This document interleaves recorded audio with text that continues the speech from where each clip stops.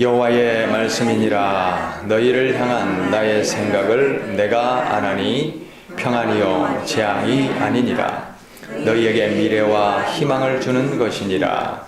너희가 내게 부르짖으며 내게 와서 기도하면 내가 너희들의 기도를 들을 것이요 너희가 온 마음으로 나를 구하면 나를 찾을 것이요 나를 만나리라. 아멘.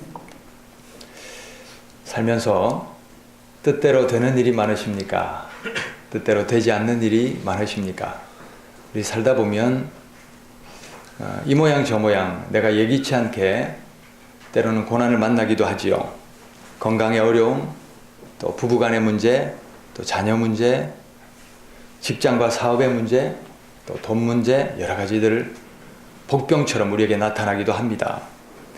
그런데 고난에는 분명한 목적이 있습니다. 고난의 목적이 뭐겠습니까? 그것은 절망이고 재앙이 아니라 성숙입니다. 성장입니다. 영적인 측면에도 고난의 목적이 있습니다. 그것은 하나님을 더 깊이 만나게 되는 계기입니다. 많은 사람들이 이 고난의 해법을 잘 모릅니다. 그래서 고난의 해법을 모르기 때문에 고난 가운데서 무너지고 또 망하고 삶을 포기하기도 하는 것을 봅니다. 그러나 고난의 해법을 알면 고난은 절망이나 끝이 아니라 다시 일어서는 발판이고 또 성장의 디딤돌이고 또 능력의 열쇠라는 것을 알게 됩니다. 고난의 해법이 무엇이겠습니까? 하나님을 모르는 사람은 실패하고 무너지면 더 이를 악물고 돈이나 성공이나 출세 그런 것들을 해법으로 삼고 고난 중에도 일어나는 사람이 있습니다. 그러나 하나님을 믿고 아는 우리들에게는 너무나 쉽고 분명한 고난의 해법이 있습니다. 그것은 바로 하나님을 찾는 것입니다. 하나님을 찾는 것입니다. 자, 오늘 말씀을 보시면 11절에 여호와의 말씀이니라. 하나님이 중요한 말씀을 주실 때는 여호와의 말씀이니라. 여호와가 말하노라. 신약에서는 내가 진실로 진실로 너희에게 이르노니 이런 어구를 붙이지요. 하나님의 말씀입니다. 너희를 향한 나의 생각을 내가 아나니 뭐라고요? 평안이요 재앙이 아니니라. 재앙, 절망, 무너짐 이것이 하나님의 뜻이 아니라는 거예요. 하나님의 목적이 아니라는 거예요. 그러면 무엇입니까? 너희에게 미래와 소망, 희망을 주는 것이니라. 미래가 열리고 소망이 있다는 거예요. 희망이 있다는 거예요. 그것이 하나님의 목적이라는 거예요. 그러면 이렇게 재앙과 재앙을 미래와 희망으로 여는 해법이 뭡니까? 그게 바로 12절, 13절입니다. 우리 큰 소리로 한번 읽어봅시다. 너희가 내게 부르짖으며 내게 와서 기도하면 내가 너희들의 기도를 들을 것이요 너희가 온 마음으로 나를 구하면 나를 찾을 것이요 나를 만나리라. 아멘. 우리 지난 날을 한번 돌이켜봅시다. 인생의 위기, 절망의 고비를 지금까지 어떻게 이겨 오셨습니까? 어떻게 고난과 절망이 미래와 소망으로 어떻게 바뀌었습니까? 죽을 것 같은 절망 속에서도 하나님 도와주십시오. 그러면서 하나님을 찾고 하나님께 기도하였더니 하나님이 이기게 하셨고 인내하게 하셨고 넘어오게 하셨고 그리고 미래와 소망으로 지금 돌아보면 그때의 고난이 값진 보배가 된 줄 믿습니다. 지금 우리가 이제 항존직 교육을 하고 있습니다. 이제 항존직 교육이 끝나면 우리 교회 또 여러 임무를 맡으셔서 일하게 되실 터인데 그 모임에서 제가 이제 삶의 간증을 한번 다 이렇게 서로 나누게 했습니다. 그랬더니 한결같이 고난을 겪지 않은 분이 없으신 거예요. 정말 겉으로 보기에는 고난이 없을 것 같지요? 상상할 수 없는 고난이 그 삶의 그 뼈속에 다 심겨져 있는데, 그런데 죽을 것 같은 그 고난 속에서도 한결같이 하나님이 답이었다는 거예요. 하나님 붙들고 하나님께 기도하며 하나님 앞에 인내하며 넘어왔더니 하나님이 지금 이렇게 은혜로 일으켜 주셨다는 그 고백을 들었습니다. 무너지는 가슴을 끌어안고 하나님 앞에 기도하며 털어내고 하나님의 도우심을 구하며 매달린 겁니다.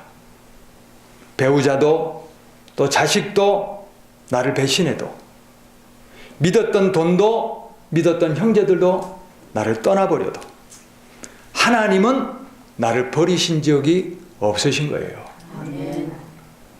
그래서 찢긴 가슴 하나님 앞에 털어놓는 겁니다. 어디에 하소연하겠습니까? 울기도 했습니다. 회개도 했습니다. 그렇게 하나님의 도우심을 구했습니다. 그랬더니 한번 붙잡고 들어보셔요. 하나님께서 그 악한 절망 속에서 어떻게 변화와 기적을 일으켜 오셨는지 하나님이 하셨습니다. 아멘. 하나님이 도우셨습니다. 아멘. 하나님은 지금 바로 우리의 삶에 살아 역사하시는 참 신이심을 아멘. 믿으시기를 바랍니다. 아멘. 누구든지 하나님을 믿고 의지하면 하나님이 주시는 평안과 미래와 소망이 펼쳐지는 것입니다. 아멘. 한쪽이 마비되었다, 중풍이 왔다, 내가 왜 이런 꼴이 되었나? 그러면 절망이고 재앙입니다. 그러나 그것이 종착점이 아닙니다. 하나님의 목적은 그것이 아닙니다. 거기서 하나님의 기적을 보는 것이 목적입니다. 치료하시는 하나님, 일으키시는 하나님, 살아계시는 하나님을 이제는 찾게 되고 하나님을 내가 만나게 되고 하나님의 능력을 내가 보는 것, 그것이 바로 목적인 거예요.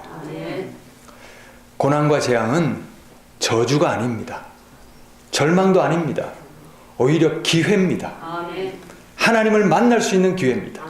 신앙이 성장할 수 있는 기회고 또 하나님의 기적과 능력을 삶에 체험하고 다시 일어서게 되는 기회입니다. 바로 이것이 하나님을 진정으로 믿는 사람들만이 누릴 수 있는 고난의 진정한 해법입니다.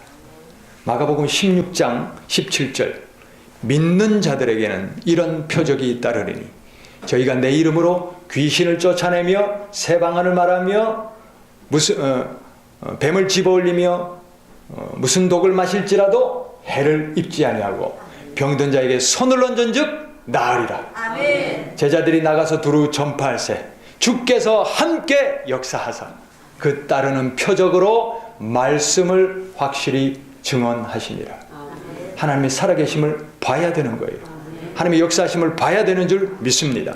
하나님은 지금도 함께 하시기 때문에 그렇게 구하면 하나님이 응답 주시는 것입니다. 하나님의 목적은 영혼 구원에 있습니다. 하나님을 모르던 사람이 고난을 통과하면서 하나님을 비로소 찾게 됩니다. 그래서 하나님을 만나게 됩니다. 그래서 하나님을 믿게 되는 것이에요. 하나님의 은혜와 복을 누리는 자녀로 돌아오게 하는 것이 바로 하나님의 목적인 것입니다. 또 하나님을 시시하게 생각하던 사람이 고난을 만나며 하나님을 비로소 찾게 되고 하나님의 기적을 체험하는 거예요. 능력을 체험하는 거예요. 그래서 하나님이 원하시는 믿음의 단계로 성장하는 것, 이것이 바로 우리가 고난을 겪는 목적이고 하나님이 회복 주시는 목적입니다.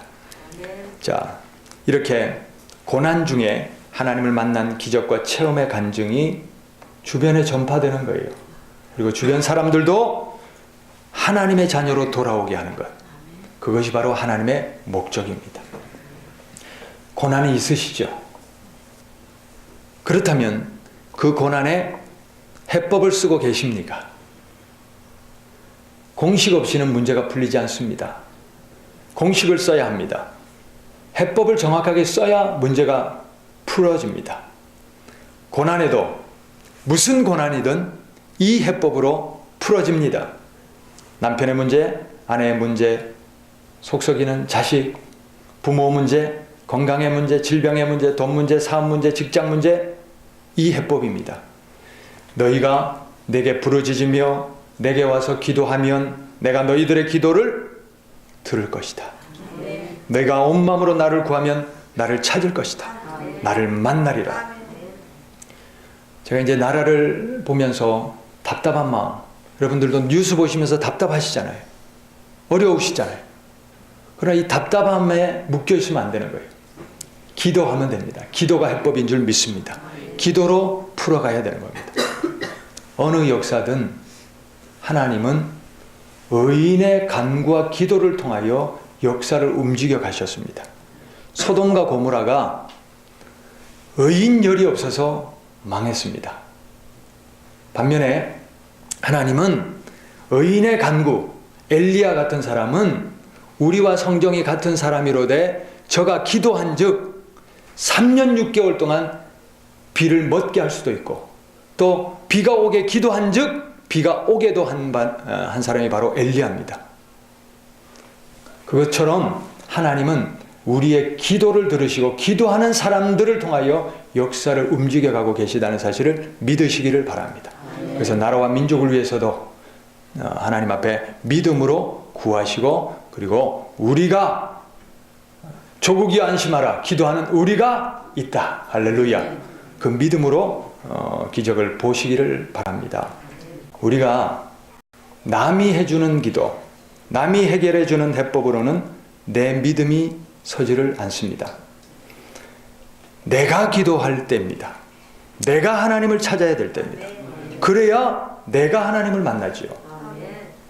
남의 믿음으로 구원받는 것 아닙니다.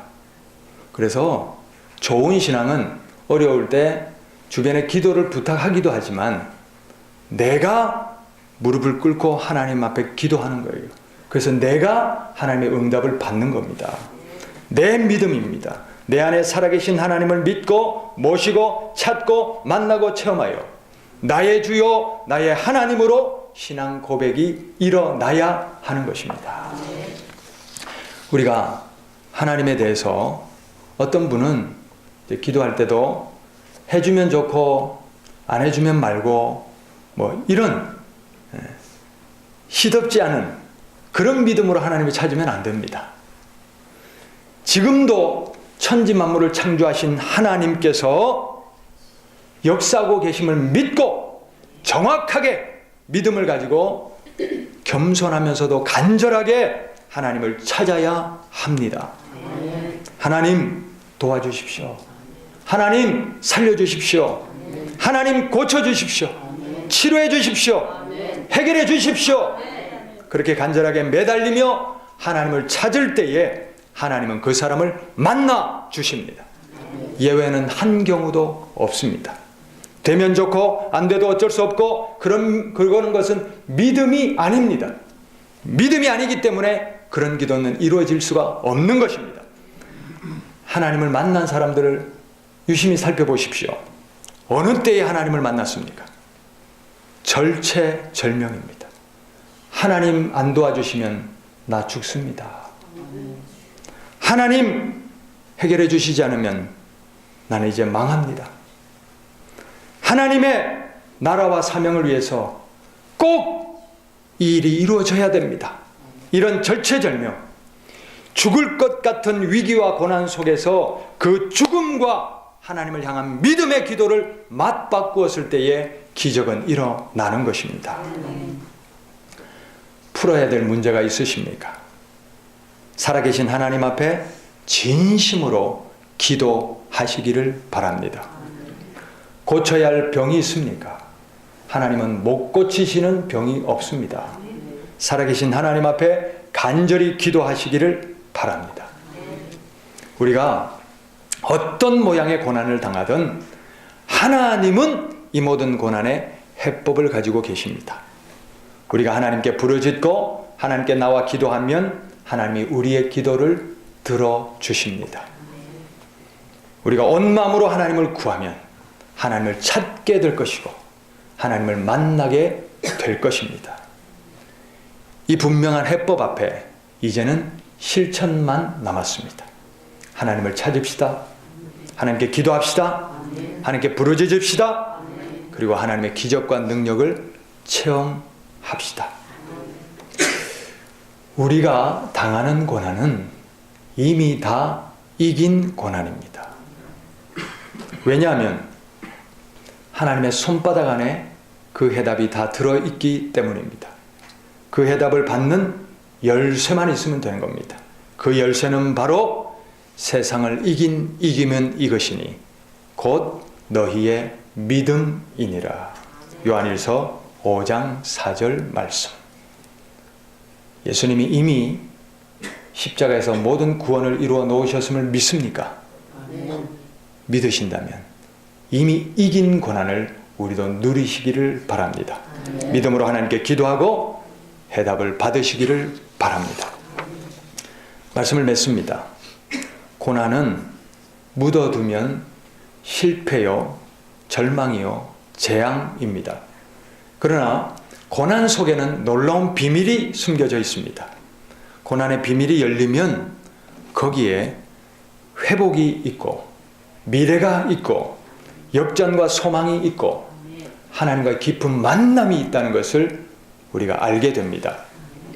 그 고난의 비밀을 여는 열쇠는 바로 하나님을 향한 믿음이고 기도입니다. 예레미야 33장 3절 말씀. 너는 내게 부르짖으라. 내가 내게 응답하겠고 내가 알지 못하는 크고 비밀한 일을 너희에게 보여주리라. 비밀이 숨겨져 있잖아요.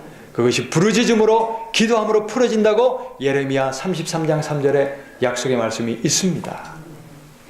질병의 고난, 물질의 고난, 부부간의 고난, 자식의 고난 묻어두고 더 이상 재앙을 만들지 맙시다. 그 대신에 하나님을 찾읍시다. 기도합시다. 살려달라고, 고쳐달라고, 회복시켜달라고 믿음으로 기도합시다. 그러면 그 고난이 내 인생의 가장 귀한 보석으로 남게 될 줄 믿습니다. 고난을 보석으로 빚어내는 믿음의 권속들이 다 되실 수 있기를 바랍니다.